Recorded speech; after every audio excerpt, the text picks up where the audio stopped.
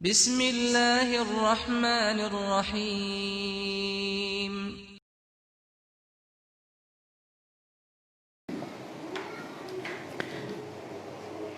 الحمد لله رب العالمين. الحمد لله الذي أرسل رسوله بالهدى ودين الحق ليظهره على الدين كله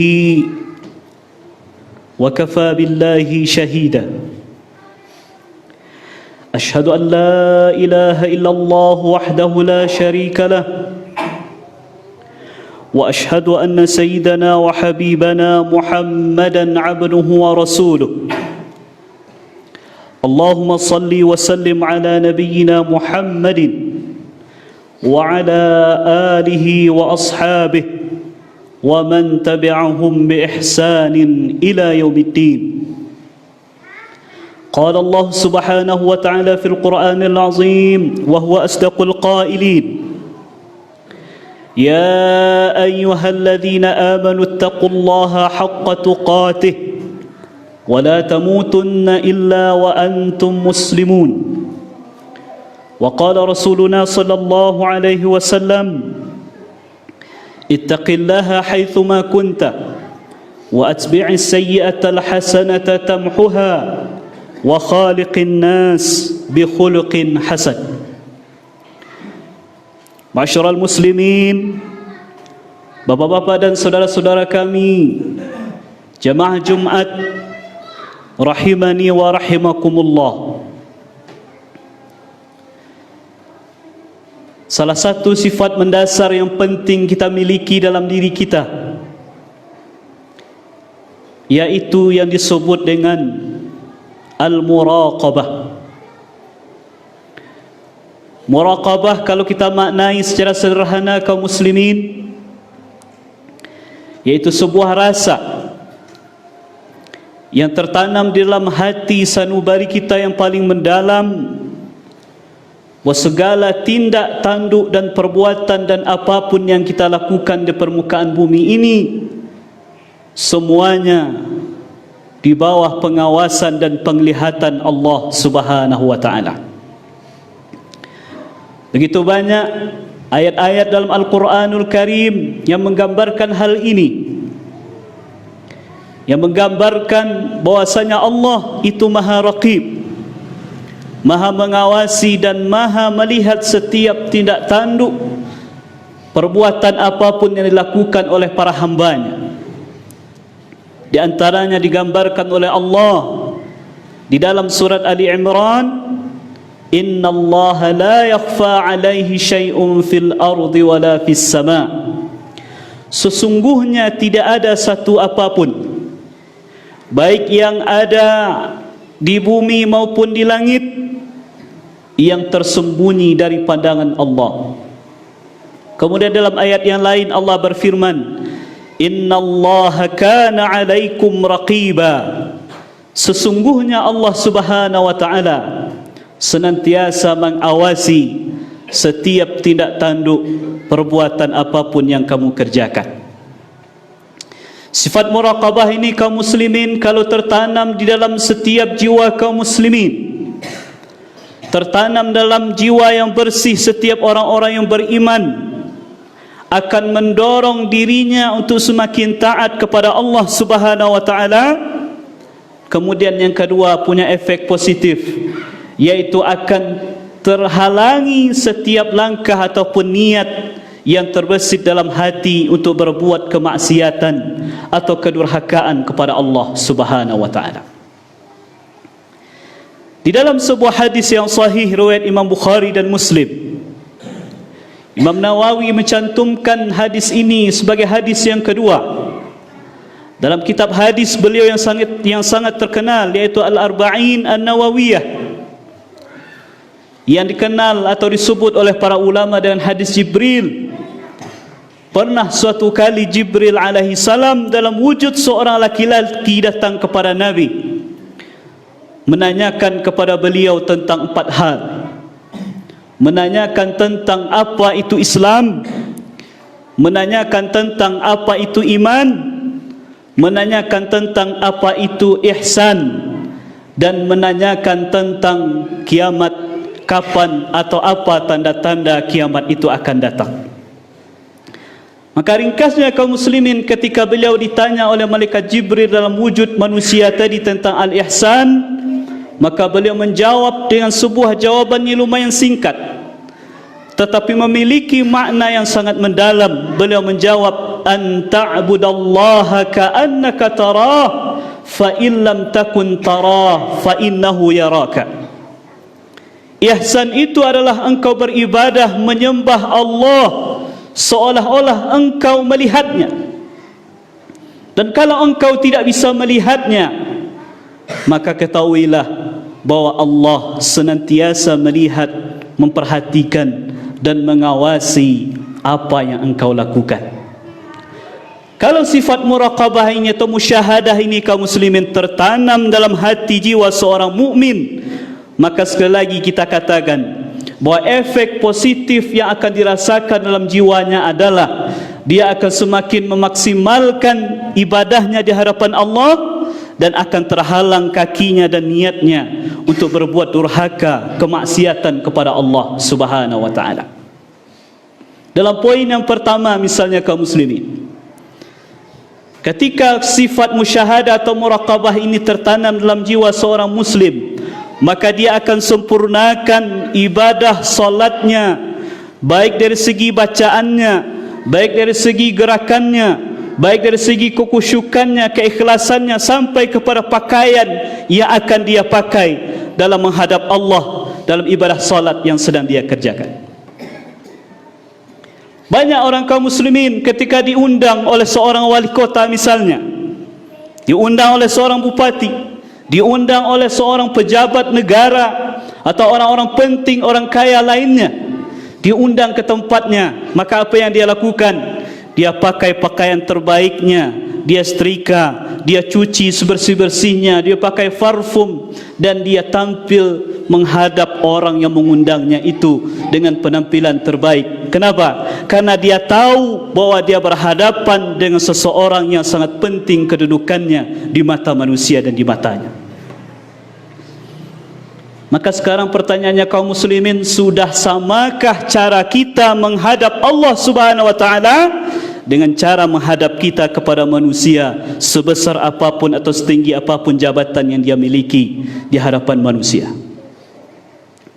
Sebuah contoh sederhana kaum muslimin. Berapa bulan yang lalu ada sebuah video yang sempat viral di media sosial.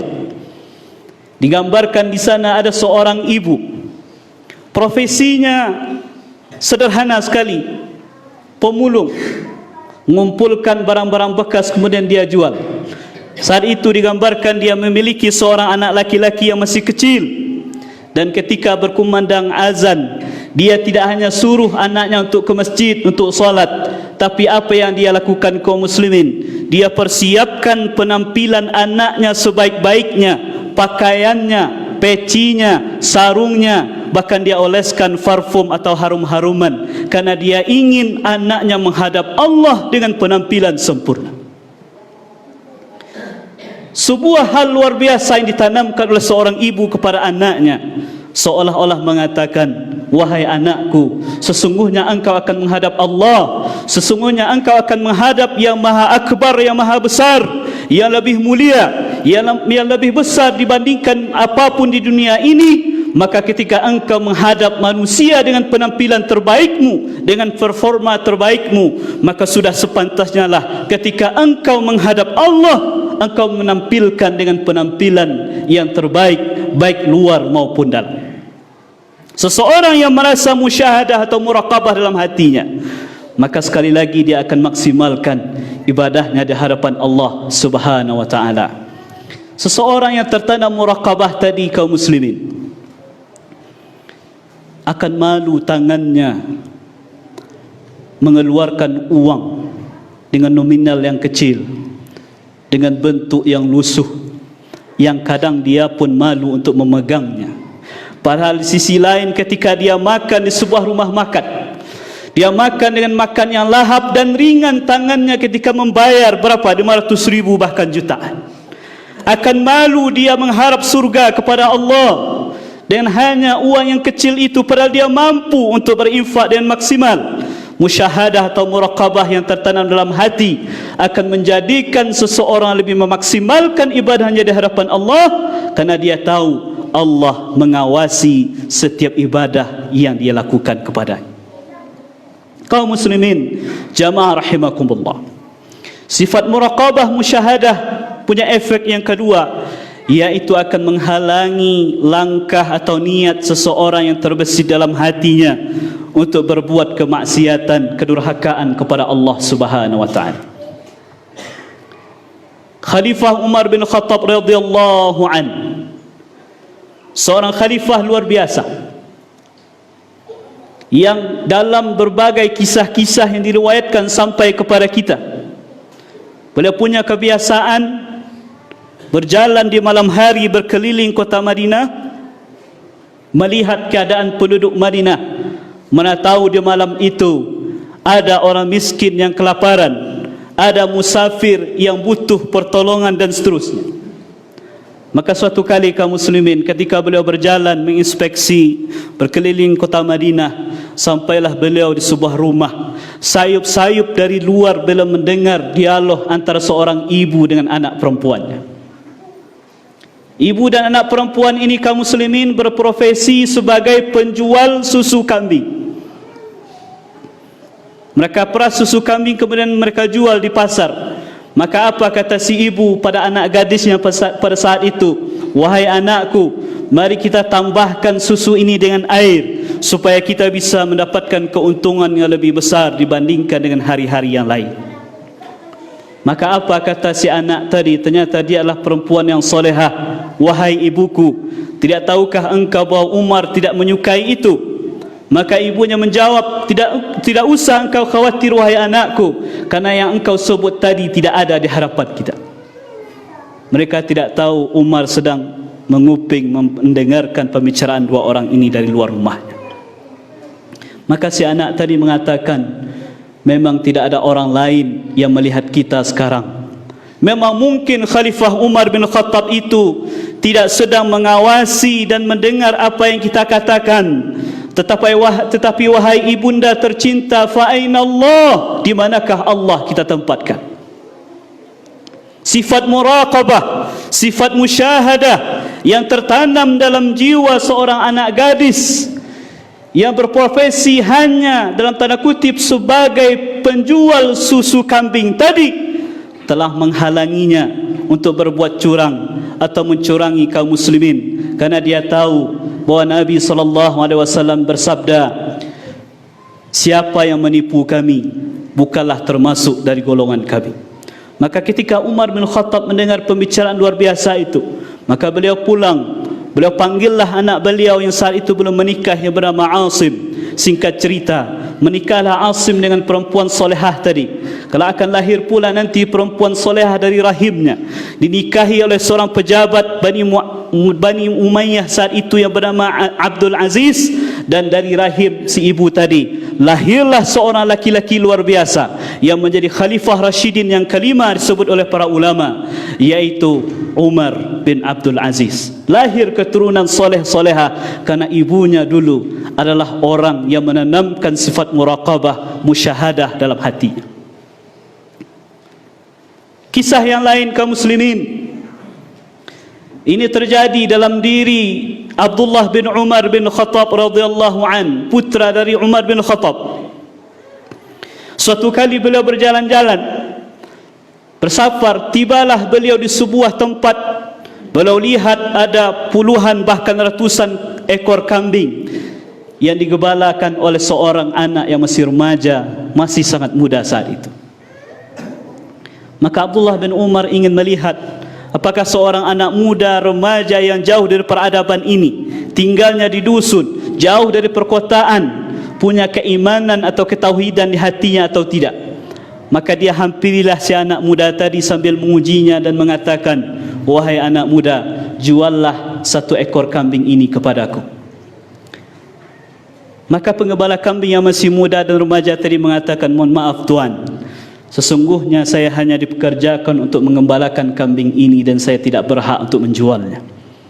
Maka berkatalah Abdullah bin Umar untuk kedua kalinya sambil mengujinya, katakan saja kepada tuanmu bahawa satu ekor kambing di antara ratusan kambing yang ada ini telah dimakan oleh serigala, maka dia akan percaya kerana dia tidak ada di sini.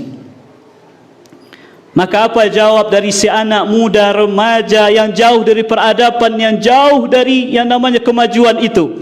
Apa jawaban dari anak muda tadi? Fa ainallah, wahai Tuhan, wahai bapa yang saya muliakan, di manakah kita tempatkan Allah Subhanahu wa taala?